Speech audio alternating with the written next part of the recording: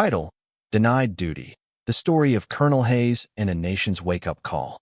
Lieutenant Colonel Thomas Hayes stepped into the bustling terminal of Dallas-Fort Worth International Airport, his polished boots clicking against the tiled floor. The atmosphere was thick with the familiar chaos of air travel. Families dragging suitcases, business travelers glued to their phones, children laughing as they darted ahead of exhausted parents. But for Hayes, this wasn't just another routine trip. Beneath the ribbons and medals on his crisp Air Force uniform, he carried a far heavier burden.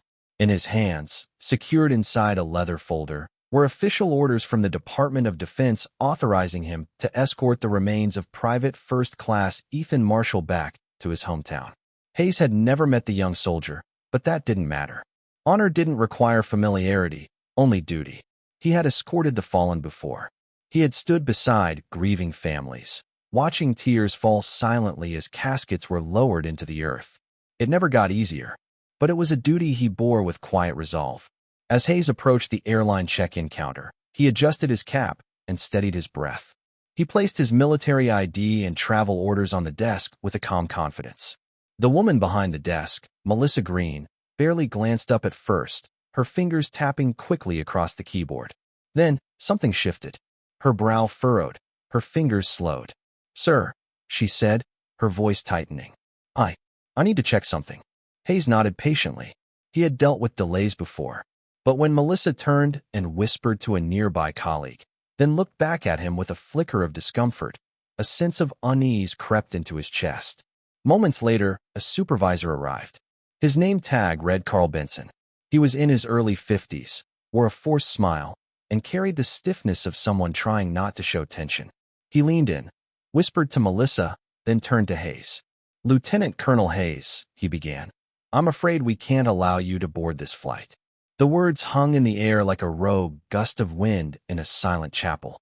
"Excuse me," Hayes said, his voice even, but edged with disbelief. "There's been a policy change regarding certain bookings flagged for enhanced security screening," Carl continued. "It's nothing personal, sir. It's just protocol." Hayes stood silent for a moment, digesting the absurdity. He had traveled with military orders before. There had never been an issue. "I am escorting the remains of a fallen soldier," Hayes said, slowly. "My paperwork is in order. This isn't a vacation. This is a mission. I understand, sir. But I have to follow procedure." Behind them, the line had begun to grow, and the hum of normal airport life shifted. The murmurs became more focused, more curious. That's when Frank Wallace, a retired Marine wearing a USMC cap, stepped forward. "What the hell am I hearing?" Frank said. "You're denying a soldier's escort to bring a brother home? Are you kidding me?" Passengers started recording. A woman near the front of the line raised her phone, her voice cutting through the tension. "He has orders in his hand. You can't let him board." The air thickened with outrage. A teenager uploaded a 30-second video clip. Within minutes, the video had gone viral. The hashtag #LetHimFly was born. Hayes remained calm. He didn't plead. He didn't yell. He waited.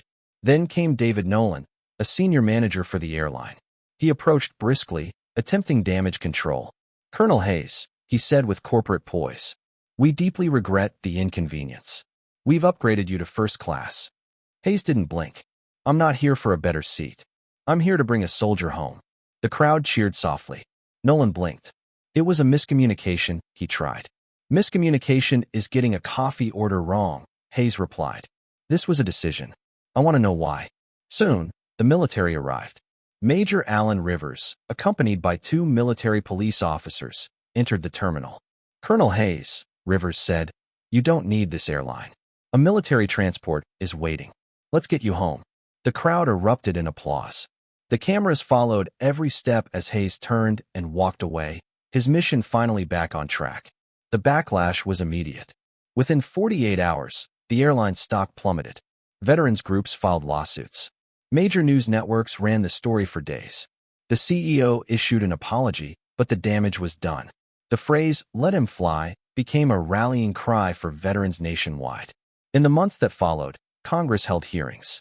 A new bill passed unanimously, mandating that no military escort on orders could be denied boarding under any circumstance. The airline executives who had made the decision quietly resigned. As for Hayes, he completed his mission. He stood beside Private Marshall's family as the flag-draped coffin was lowered into the ground. Later, he returned to his base quietly, without interviews, without fanfare. But the nation remembered. And because one man stood his ground, and others refused to stay silent, an entire system was changed. The uniform had always commanded respect. That day, it demanded justice. A.S. Lieutenant Colonel Daniel Hayes stepped onto the military transport arranged by the Pentagon. He didn't speak. He didn't need to. The silence in the cabin was not heavy with tension, but filled with respect, a quiet acknowledgement from those around him who understood the weight of his mission.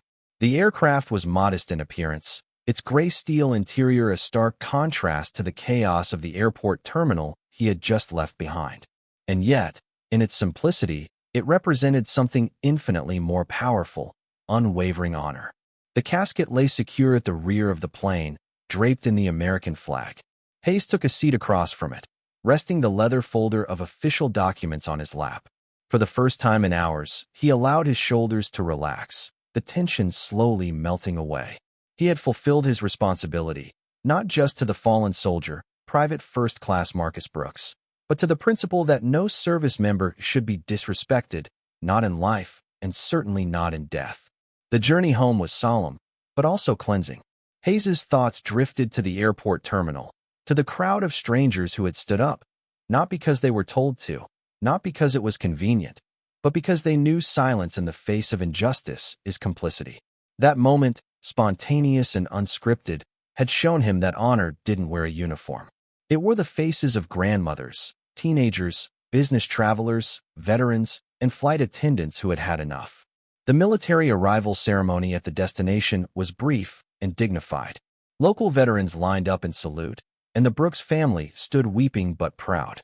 Hayes met Marcus's mother, a woman of grace and silent strength, and he delivered the folded flag into her trembling hands. There were no words to make her whole again, but the presence of her son's escort, a man who had fought not just the wars overseas but the quiet, vicious battles at home, meant something. The story, however, did not end there. What began as an isolated injustice quickly transformed into a national movement. In the days that followed, veterans groups across the country launched campaigns under a single banner, #HonorAllWhoServe. It was more than a hashtag, it was a declaration, a call to every institution, corporate or government, to uphold the dignity of those who served with integrity. The airline, now facing mounting legal actions, issued a second statement. This time, the words were not carefully rehearsed by a crisis team, but read by the company's newly appointed CEO, a Navy veteran brought in to steer the corporation through the storm. He didn't just apologize, he accepted full accountability, announced a sweeping overhaul of company policy, and mandated that every employee, from top to bottom, undergo training in military rights, ethical conduct, and cultural humility. Jessica Klein and Mike Thompson, the original agents involved, had both resigned. In interviews, they confessed they had never intended to disrespect the military, but admitted their ignorance had become their complicity.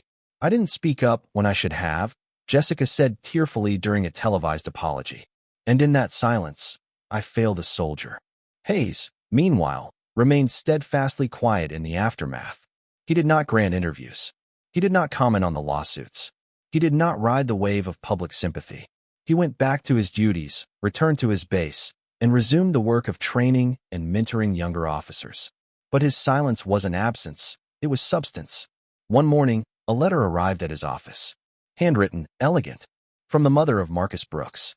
Inside, she wrote, "Colonel Hayes, I will never forget how the world tried to deny you that flight, and how you stood your ground with dignity. You didn't just escort my son home. You taught the country what honor looks like." Tears welled in Hayes's eyes for the first time. That letter would remain on his desk, framed. Weeks later, a bipartisan bill was introduced in Congress titled the Hayes Act.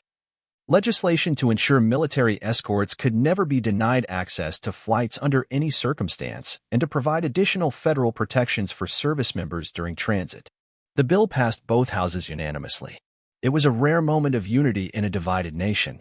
Veterans organizations began hosting Hayes Honor seminars at airports nationwide, training not just airline staff but the public in how to recognize, respect, and assist active duty military personnel. The movement reached classrooms, community centers, and even corporate boardrooms. The ripple effects were seismic. Airlines across the globe revised their policies. Tens of thousands of letters of gratitude poured in. The public discourse shifted from indignation to introspection.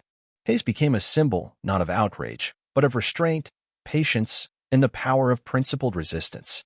But perhaps the most poetic conclusion came months later, on a quiet spring afternoon. Hayes received an invitation to speak at Arlington National Cemetery on Memorial Day. He almost declined. He had no desire for the spotlight, but something about the timing felt right. Standing at the podium, in front of rows of headstones that stretched into the horizon, Hayes finally spoke. "I didn't ask for attention. I only asked to do my duty. But your voices, the voices of citizens who believed respect must be earned but never withheld, made sure I could. You proved that honor doesn't belong to institutions. It belongs to the people who protect it." He looked out over the crowd, his gaze lingering on young children clutching miniature flags, on elderly veterans with trembling salutes, on families like the Brookses holding photos instead of hands. "So I ask this of all of you, not just on this day, but every day. When you see injustice, speak. When you see dignity denied, stand. When the world is silent, be the one who answers." The crowd rose to its feet in silence. No thunderous applause. No fireworks. Just a nation acknowledging that greatness lies not in spectacle, but in quiet courage.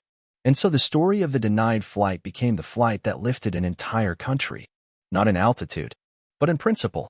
And in that, Colonel Hayes didn't just escort a soldier home. He brought something else home too, America's conscience.